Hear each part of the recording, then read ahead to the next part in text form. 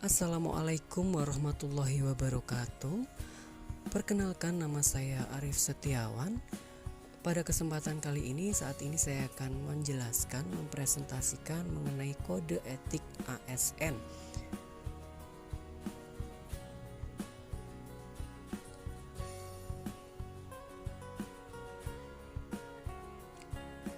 Nah, apakah yang dimaksud dengan kode etik?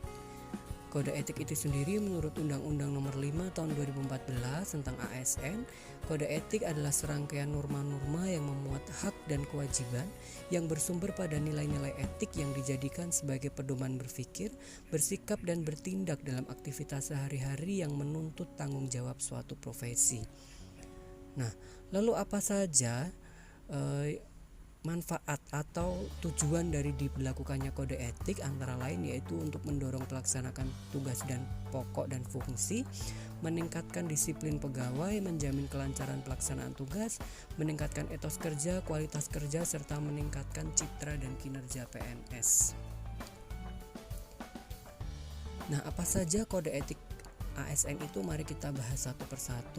Yang pertama, bahwa ASN melaksanakan tugasnya dengan jujur, tidak ada yang ditambahi, tidak ada yang dikurangi, bertanggung jawab dengan semua tugas yang dia lakukan, dan berintegritas tinggi, konsisten dalam melaksanakan tugas, berdedikasi. Selanjutnya yang kedua, bahwa ASN harus melaksanakan tugasnya dengan cermat dan disiplin. Apalagi ketika dia ditempatkan di unit kerja yang membutuhkan ketelitian dan akurasi yang tinggi. Hal ini, kode etik ini tentu sangat cocok untuk diterapkan. Kode etik yang ketiga, ASN melayani dengan sikap hormat, sopan dan tanpa tekanan.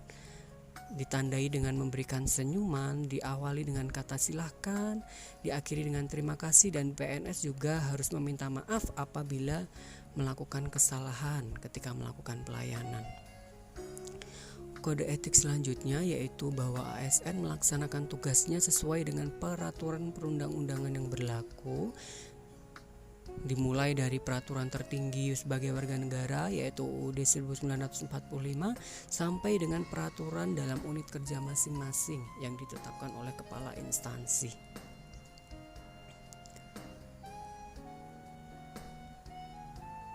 Yang kelima, bahwa ASN harus melaksanakan tugasnya sesuai dengan perintah atasan atau pejabat yang berwenang sejauh tidak bertentangan dengan ketentuan peraturan perundang-undangan yang berlaku.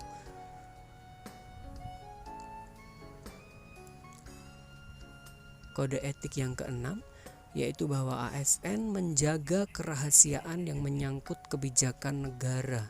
Karena sudah jelas, pembocoran rahasia negara kepada pihak yang tidak berkepentingan merupakan salah satu bentuk pelanggaran terhadap sumpah dan janji yang telah diucapkan.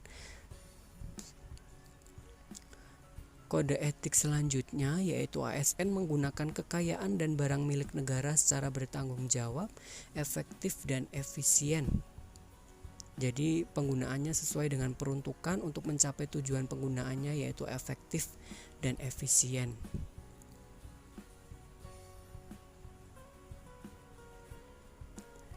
Kode etik selanjutnya yaitu ASN menjaga agar tidak terjadi konflik kepentingan dalam melaksanakan tugasnya.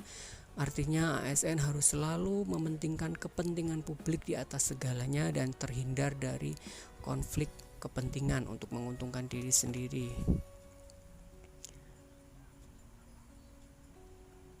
Kode etik ke-9 bahwa ASN harus memberikan informasi secara benar dan tidak menyesatkan kepada pihak lain yang memerlukan informasi terkait kepentingan kedinasan.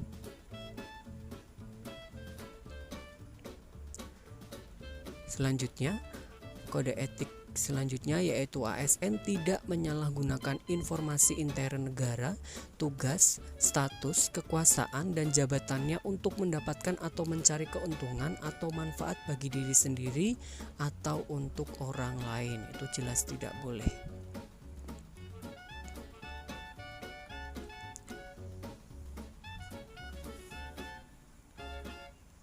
ASN harus selalu memegang teguh nilai dasar ASN, yaitu ada aneka, akuntabilitas, nasionalisme, etika publik, komitmen mutu anti korupsi, dan selalu menjaga reputasi dan integritas ASN.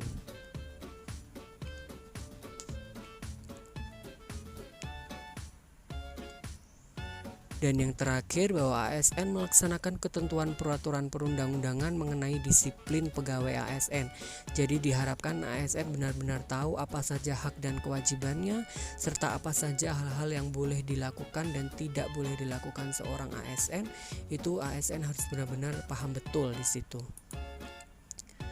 Nah, demikian yang dapat saya sampaikan, pemaparan mengenai apa saja kode etik PNS. Saya mohon maaf apabila ada kesalahan dalam saya menyampaikan. Terima kasih dan wassalamualaikum warahmatullahi wabarakatuh. Late nights, been a long flight.